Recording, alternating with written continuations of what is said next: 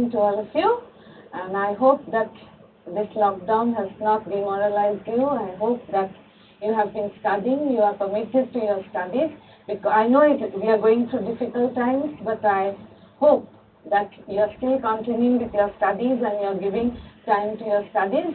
Especially I am taking a class for the 6th semester, and because you are in your final stages of your examination is at hand, even though we do not know exactly when your examination will take place, but I hope that you are continuing with your studies. So as we have continued our online classes, today I am going to continue with Europe history again, and I am going to start with Unit 3. We have finished Unit 3, which actually is about the First World War and the aftermath of the First World War. We have already finished the factors which were responsible for the outbreak of the First World War. We have seen in the previous classes, I have discussed with you about the factors which as a result of which the First World War took place, and how the First World War was one of the gravest wars which has been fought in history. And there have been many contradictions. There have been many people have said different things about the First World War. But we have seen that the First World War was one of the wars in which 23 countries took part in the First World War, whereas which we call as the Allied powers, and on the other side we had 4 countries which we say as the associated powers or the central powers, which comprised of Germany, Austria-Hungary, Turkey, and Bulgaria. And so, like I have already told you in the previous classes, there were many reasons for the outbreak of the First World War, and among them we found the secret alliances, then which played an important role in the outbreak of the First World War. And then we found that one important cause was the race for armaments. We also saw the narrow nationalism, and the basic cause, I think I have told you in the previous class, the basic cause which was the cause for the First World War was world politics of Germany, or world politics. Germany wanted to dominate the world. And then last but not the least, in the immediate cause, I'm just leaving some of the causes for the First World War because I've already discussed those with you. I'm coming to the immediate cause, which was the murder of Archduke Ferdinand, the heir to the Austrian throne, who was murdered along with his wife on the 28th of June 1914. So on this background, we have seen that the World War I was fought on a large scale. And in the end, at one point of time, the war had to come to an end, and the war came to an end with the peace settlement. Now, when we are talking about the peace settlement, which is our topic of discussion for today, we find that there were 5 peace treaties. 5 peace treaties, I repeat, and among the 5 peace treaties, we have the Treaty of Versailles, which was concluded with Germany on the 28th of June 1919, the Treaty of Saint Germain with Austria on the 10th of September 1919, the Treaty of Trianon with Hungary on the 4th of June 1920, the Treaty of Noli with Bulgaria on the 27th of November 1919, the Treaty of Sevres with Turkey on the 10th of August 1920. But as we all know, most of you know about the First World War, the Treaty of Sevres was not ratified by Turkey, and so another treaty had to be concluded with Turkey at Lausanne on the 9th of July 1923. So I repeat once again, the Treaty of Versailles with Germany on the 28th of June 1919, the Treaty of Saint Germain with Austria on the 10th of September 1919, the Treaty of Trianon with Hungary on the 4th of June 1920, the Treaty of Noli with Bulgaria on the 27th of November 1919, and the Treaty of Sevres with Turkey on the 10th of August 1920, which was later ratified by Turkey and named as, and another treaty with Turkey was concluded at Lausanne on the 9th of July 1923. Let me write it down for you.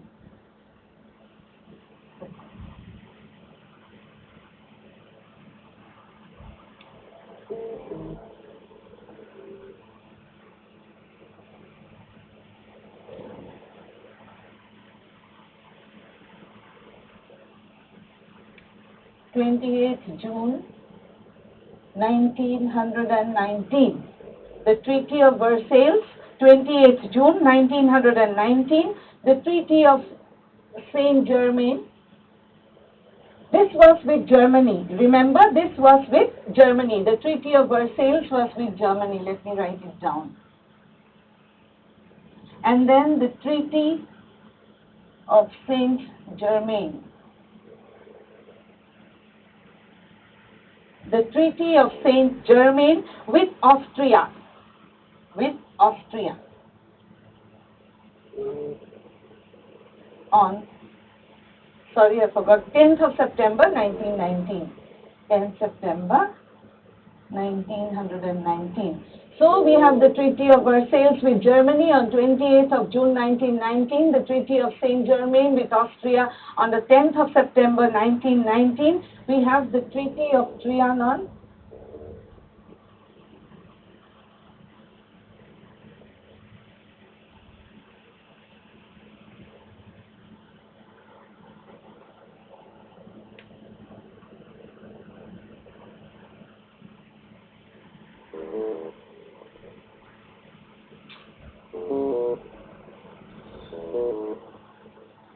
The Treaty of Trianon.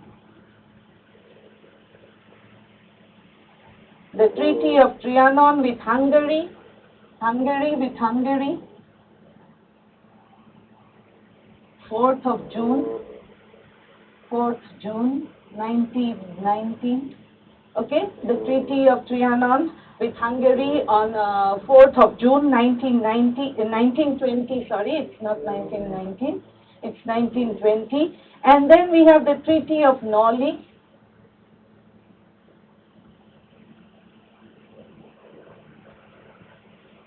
The Treaty of Noli with Bulgaria.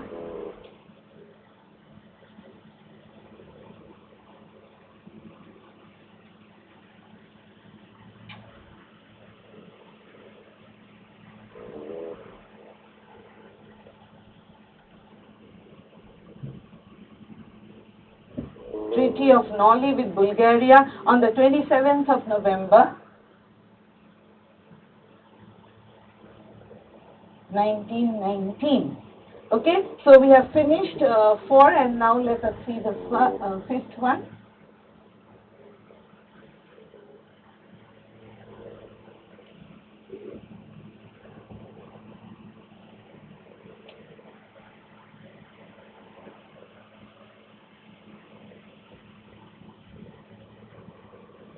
The Treaty of Sevres.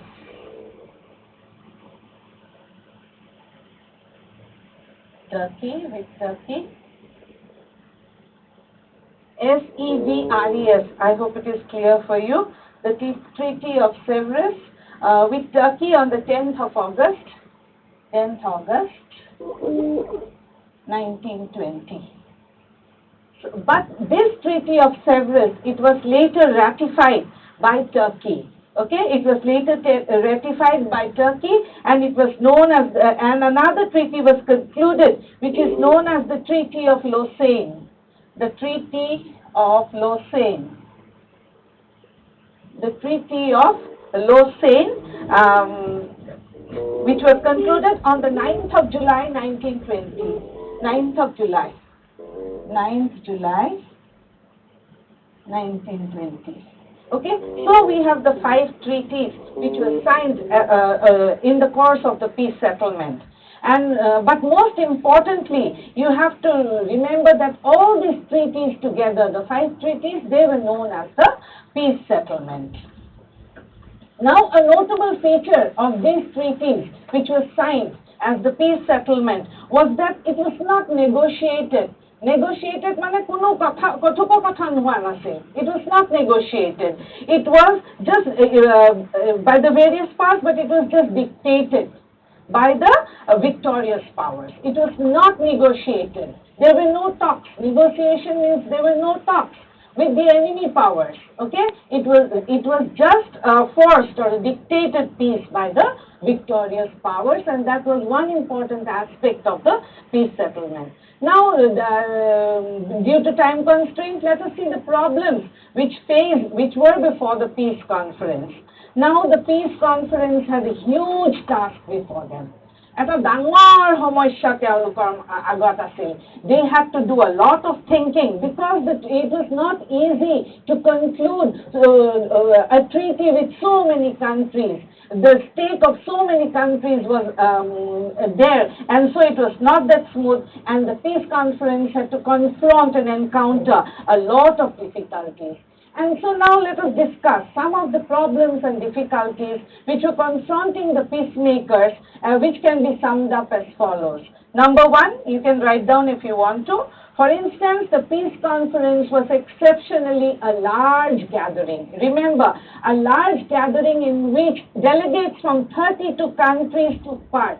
And in all, 1,037 delegates took part in the Paris Peace Conference. Dangor Sabha Hanti Sabha Ekhan hoisil. A big conference where 1,037 delegates were present, representing 32 countries. So it was a difficult task to reconcile divergent views of the delegates from various countries, and so to overcome this problem, that is to settle for the peace settlement, what the powers did, the victorious powers did, was to establish 50 commissions of various sorts. And the responsibility of the coordination of the work of these commissions was entrusted to a Supreme Council consisting of 10 members, and these 10 members consisted of 2 representatives. Remember, a commission was set up, and in which there was a Supreme Council which consisted of 10 members, and these 10 members consisted of 2 representatives, each from the United States of America, from France, from Japan, from Italy, and also from Britain. I repeat, from USA, from Britain, from France, from Italy, and from Japan. But after some time, the strength was reduced to 4, with 1 representative from the USA, Britain, France, and Italy, as Japan withdrew, and later even Italy withdrew from the Supreme Council, and the membership fell to only 3. Now, this was the first point, and secondly, we see that the divergent and conflicting interest of the leading parts also made the task of peacekeeping or peacemaking difficult. In spite of this, the peacemakers succeeded in finalizing the peace settlement because Germany did not possess any outstanding diplomat of the caliber of Bismarck. Secondly, I repeat, the divergent and conflicting interest of the leading parts. Each country has their own interest in the conclusion of the peace settlement. Say, for instance, later on we are going to see how the President of the USA, how USA wanted to have peace on another line, Italy on another line, and France on another line. Thirdly, we have the Paris, which was the venue of the peace settlement, was not correct. It was unfortunate as Paris had witnessed much destruction. As such, the entire atmosphere was seething with the spirit of discontent, hatred, vengeance, cynicism, and spite. And so for any peace settlement to be concluded, an atmosphere of calmness was needed, but this was not to be found at the venue of the peace settlement or the peace conference, that is Paris. Fourthly, there were divergent approaches, and views of the main leaders were a sort of barrier in the conclusion of peace. Ideological clashes in the approaches of the leaders, views of the main leaders were a sort of barrier in the conclusion of peace. The ideological clashes in the approaches of the leaders of the likes of President Wilson of USA, Orlando, Lloyd George of Britain, Clemenceau of France. Orlando was from Italy, and so say for instance, like I said in the previous point, President Wilson, with his idealist approach, he was an idealist approach, insisted on an open covenant of peace peace and self-determination.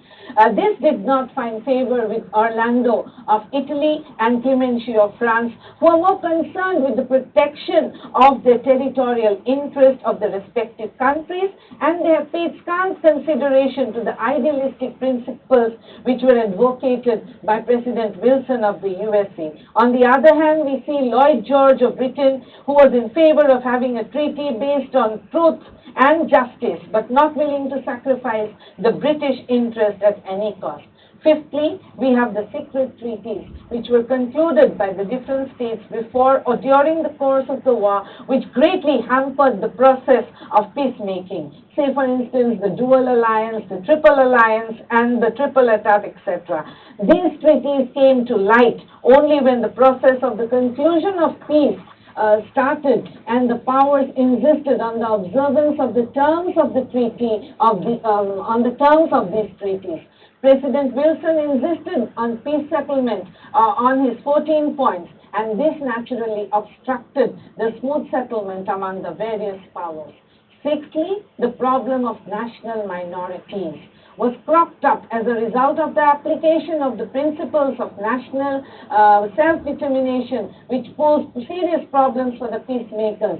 However, they overcame the problem and supplemented the principle of national self-determination with historical claims. This is very important. Self-determination with historical claims and economic necessities of the states. They created the new states of Poland and Yugoslavia and Czechoslovakia. Mind you, they created the new states of Poland, Yugoslavia and Czechoslovakia, and created two independent states of Austria and Hungary out of the Austro-Hungarian Empire. Now, seventhly, the language. Language posed a very important problem or difficulty in front of the peacemakers. The language in which the treaties were to be concluded also posed serious problems, because the various powers like France, Britain, America, Italy, etc. insisted that the treaty must be concluded in their language. This was very important, but ultimately it was decided to lay down the terms of the Treaty of Versailles both in English and French, whereas the other treaties were to be prepared in their own languages. In view of the above difficulties, the credit of drawing up the various peace treaties goes to the various peacemakers at Paris. Okay, so I think you have understood something out of the peace settlement. So to conclude, let me tell you that it is pertinent to remember that even though 5 peace treaties were concluded at the end of the First World War, the most important was the Treaty of Versailles, which was concluded on the 28th of June 1919 between Germany on the one hand and the Allied and Associated Powers on the other hand. The Allied and Associated Powers which appended their signatures to this treaty included USA, Britain, France, Italy, Japan, Belgium, Bolivia, Brazil, China, Cuba, Ecuador, Greece, Guatemala, Haiti, Hejaz, Honduras, Liberia, Nicaragua, Panama, Poland, Portugal, Romania, the Subcroat, the Slovene state, Siam, Czechoslovakia, and Uruguay. Let me repeat the names of the places: USA, Britain, France, Italy, Japan, Belgium, Bolivia, Brazil, China, Cuba, Ecuador, Greece, Guatemala, Haiti, Hejaz, Honduras, Liberia, Nicaragua, Panama, Poland, Portugal, Romania, the Subcroat, Slovene state Siam, Czechoslovakia, and Uruguay. The drafting of the Treaty of Versailles was not an easy task, as it involved a lot of wrangling amongst the various victorious powers themselves. Here it is also important to note that a notable feature of the Treaty of Versailles was that all the signatory states were not involved. All the signatory states were not involved in the drafting of the treaty. The real decisions were taken by the 5 great powers, namely USA, Britain, France, Italy, and Japan behind closed doors and were not made known to the other parts till they were handed over to Germany, to the German delegation. Initially, the Germans objected to the treaty, but their objections were brushed aside and a revised draft of the treaty with some minor changes in the original draft was presented to the Germans for signatures. Germany was given 5 days to sign the treaty and give their consent. And even though the Germans were not very happy with the clauses of the treaty, terms of the treaty, they signed the treaty at the famous Hall of Mirrors in Versailles under the threat of resumption of hostilities. This is very important. So the Treaty of Versailles was one of the most elaborate treaties concluded in history. It consisted of 440 articles. I repeat, it was one of the most elaborate treaties concluded in history, which consisted of 440 articles and a number of annexes. So thank you, friends, and in my next class I am going to go to talk about the various provisions that which were in the Treaty of Versailles, which is an important question for your exam, and I hope that you keep in touch with this topic. Okay, and which can be, but here I want to just remind you and tell you that when you study the Treaty of Versailles, you have to remember that the Treaty of Versailles can be studied under some heads, which we can divide it into territorial provisions, military provisions, economic provisions, legal provisions, and ratification of the treaty. I hope you have understood something from the class today. Go through your books which we have recommended for you, and I wish you all the best, and I conclude my class today. Thank you.